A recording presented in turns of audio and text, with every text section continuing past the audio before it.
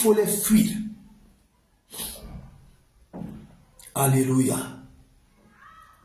J'étais donc en train de dire ceci. Dieu ne donne pas la gloire sans que tu ne sacrifies quelque chose. Dieu ne te donnera jamais la gloire sans que tu ne sacrifies quelque chose. C'est pourquoi Jésus est notre modèle. Jésus, pour aller s'asseoir à la droite du Père, pour s'asseoir sur le trône, il a fallu qu'il passe par la croix. Il a fallu qu'on l'accuse, qu'on le vende. Judas l'a vendu. Il a fallu qu'on le juge injustement. Il a fallu qu'on l'adresse. Il a fallu qu'on l'humilie. Il a fallu qu'on le crucifie nu. La plus haute et la plus forte des humiliations.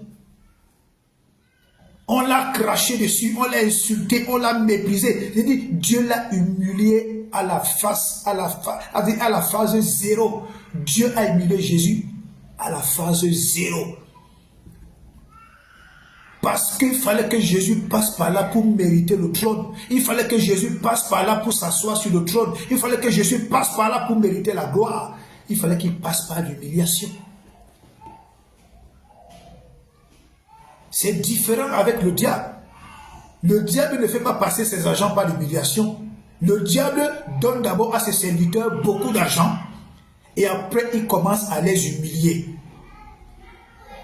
Je vous dis toujours, tous ceux qui servent le diable ne sont pas des bonnes personnes. Je vous dis toujours que tous ceux qui ont fait le pacte avec le diable ne sont pas des bonnes personnes. La Bible nous dit dans Matthieu 10 au verset 16, le Seigneur nous recommande quoi? La prudence. Soyez prudents comme des serpents, simples comme des colombes. Mais aujourd'hui, les chrétiens sont tellement complexés qu'ils embrassent tout le monde. Le chrétien sait que tu es sataniste. Le chrétien sait que tu es mauvais. Le chrétien t'embrasse. Le chrétien rit avec toi. Le chrétien t'apprécie même. Des chrétiens aujourd'hui qui apprécient les satanistes plus que les chrétiens. Qui apprécient les satanistes plus que les chrétiens. C'est ce genre de chrétiens que nous avons aujourd'hui. Les chrétiens sont entrés dans la même danse que les non-chrétiens. Les non-chrétiens apprécient un sataniste, les chrétiens apprécient un sataniste. Quand tu dis même quelque chose qui concerne ce sataniste-là, le chrétien ou la chrétienne se fâche contre toi. Or, tu dis les choses contre un chrétien, il ne va jamais se fâcher. C'est ce genre de chrétiens que nous avons aujourd'hui, des chrétiens complexés, des chrétiennes complexées, des chrétiens et des chrétiens aigris. Je vous dis toujours que quelqu'un qui sert le diable, même s'il est multimilliardaire en dollars, il ne m'impressionne pas. Il ne m'impressionne pas. Pour moi, c'est une bête de sang. Pour moi, c'est un vaurien. Pour moi, c'est un animal. C'est tout. Je vous dis toujours que ces gens sont d'une cruauté pas possible. C'est le diable qui donne la gloire sans sacrifice. Après donc, il commence à te demander des sacrifices. C'est le diable qui donne la gloire sans t'humilier. C'est après donc que tu acceptes la gloire qu'il commence à t'humilier. Il t'envoie coucher avec ta mère, il t'envoie coucher avec ton père, il t'envoie coucher tes frères, que ce soit les hommes ou les femmes. Les hommes couchent avec leurs frères qui sont des hommes. Les femmes couchent avec leurs frères. Il t'envoie coucher avec tes enfants, il t'envoie coucher avec tes nièces, il t'envoie coucher avec des fous, avec des folles. C'est le travail du diable là-bas.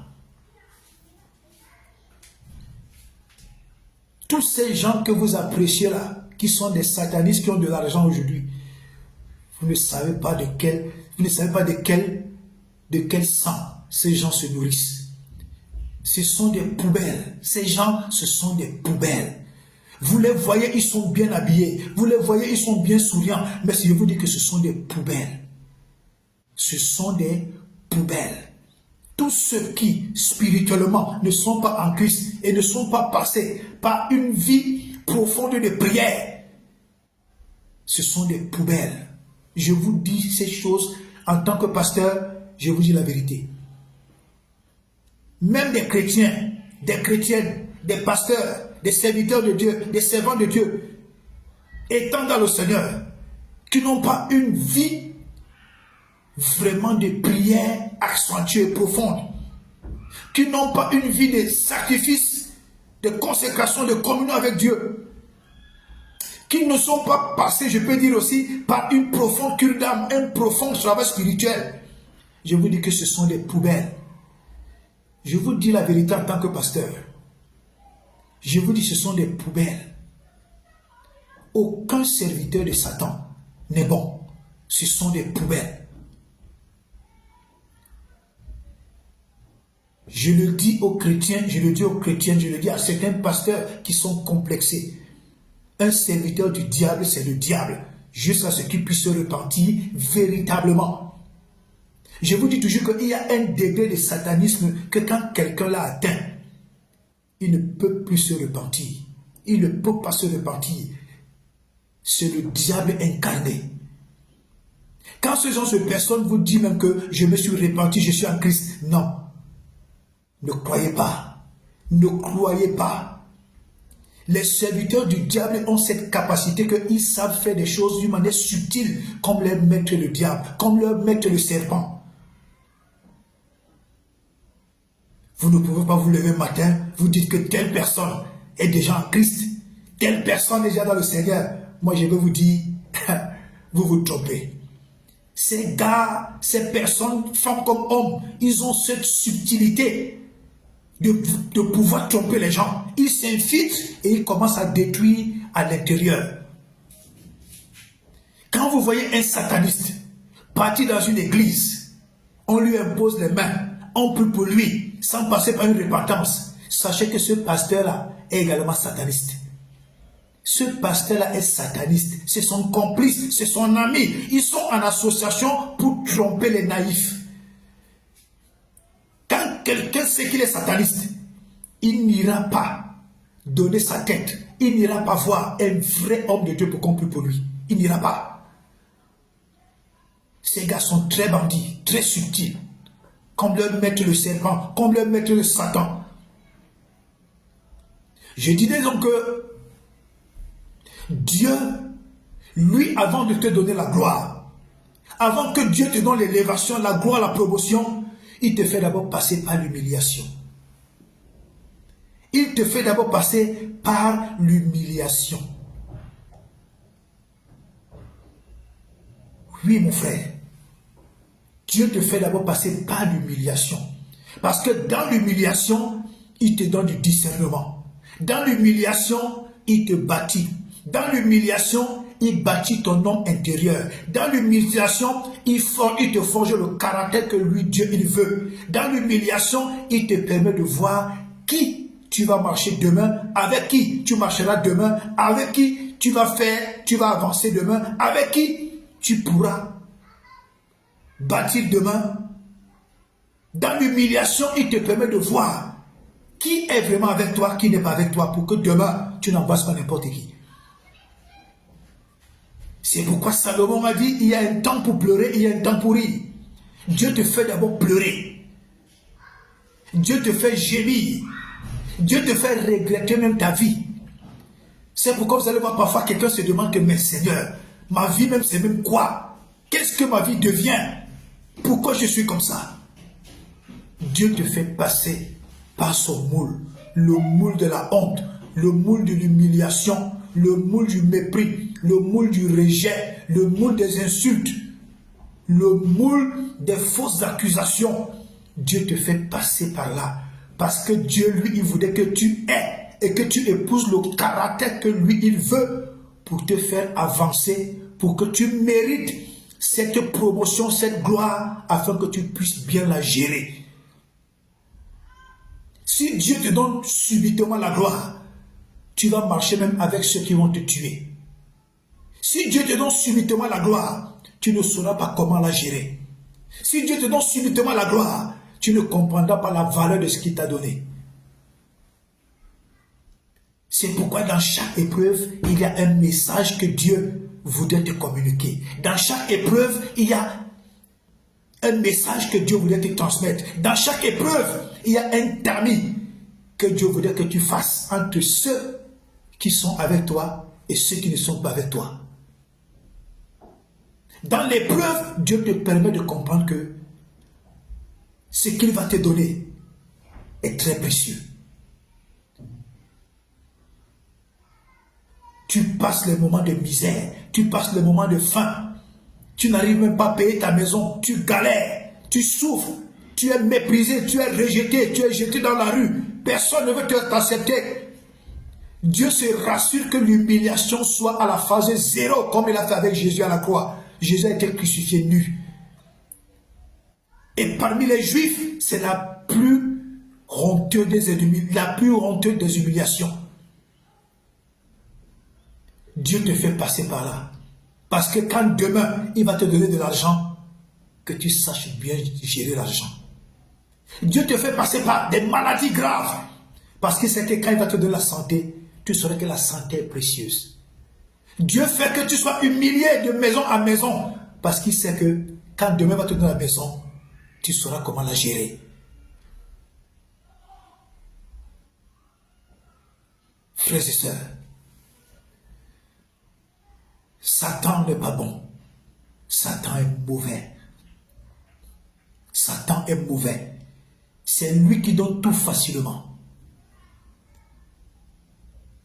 Il te donne d'abord la rose, après il te fait subir la croix. Or, Dieu te donne d'abord la croix, et après il te donne la rose. Bien-aimés dans le Seigneur, nous vivons pratiquement la fin des temps. Je vous dis que nous vivons pratiquement la fin des temps. C'est pourquoi je vous conseille toujours de lire Matthieu 24. Tous les jours, quand vous vous levez, lisez Matthieu 24, du verset 1 au verset 44. Méditez. Le monde dans lequel nous sommes ne va plus se moderniser. Hein. Ne rêvez pas. Ne rêvez pas. Ce que Dieu a dit, c'est ce qui va s'accomplir. Ce monde va aller de mal en pire. La méchanceté, la cruauté, le crime, le mal, les injustices, les tueries, les trafics, même dans les hôpitaux, partout, le mal va aller croissant. Tout ça est écrit dans Matthieu 24. Maintenant, le Seigneur nous dit, au verset 15, que celui qui persévérera jusqu'à la fin, c'est lui qui sera sauvé. Donc, c'est-à-dire que celui qui va persévérer en Christ, celui qui va éviter le mal, celui qui va fuir le péché, celui qui va éviter les injustices, celui qui va faire pour vivre une véritable vie de sainteté, il va faire des efforts pour vivre dans la sainteté. C'est celui-là qui sera sauvé. C'est celui-là que les calamités vont esquiver. C'est celui-là que les virus vont esquiver. C'est celui-là que les maladies vont esquiver. C'est celui-là que les crimes vont esquiver. C'est celui-là que les œuvres du diable vont esquiver. Parce qu'il a persévéré jusqu'à la fin. Mon frère, ma soeur, j'ai écouté des vidéos qui circulent dans la toile. L'OMS, comme j'apprends, ils sont encore en train de travailler en ce moment sur la façon dont ils vont encore confiner le monde entier. La manière dont ils vont encore créer un autre virus pour pouvoir assujettir le monde. Mais la parole de Dieu nous dit, c'est lui qui persévérera jusqu'à la fin. Donc mon frère, toi qui n'es pas encore à Christ, viens à Christ pour que ces calamités ne t'emportent pas. Mon frère, toi qui n'es pas encore en Jésus, viens recevoir Jésus comme sauveur, Seigneur et maître personnel pour que ces calamités ne t'emportent pas.